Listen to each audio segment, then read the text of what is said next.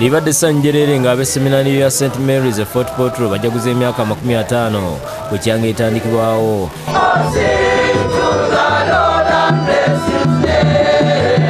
Ebikujjuko bino bitandise n'emmisa eyimbiddwa omubaka wa Papa mu Uganda Mike Augustine Bulume.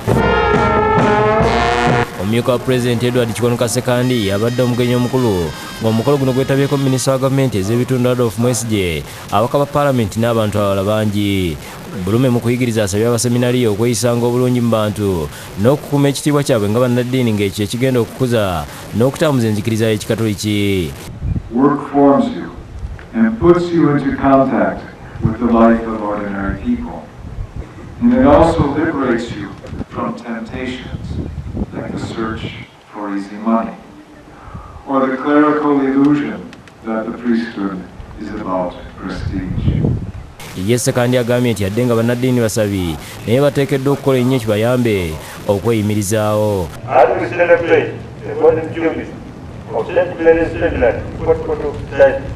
We need to remember and emulate the legacy of the founders. Be patriotic, disciplined, and work hard.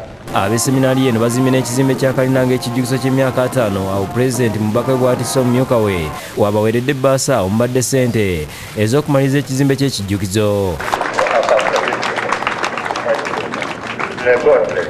Abakulembeze ba seminare bagabye ebirabo eri abo abakoleredde obulungi seminari eno. Basaze keeki ewandiikiddwako emyaka 50. Direkita w'ettendekero no Isaiah Mayombo asiimye abakungu abeetabye ku mukolo n'alaga okukola n'amaanyi okulaba ng'ensimbi ezimuweereddwa Pulezidenti zaakubaleka si kye kimu. To cater for the growing numbers of students and to move towards self-sustainability in terms of finance through greater enrollment of students.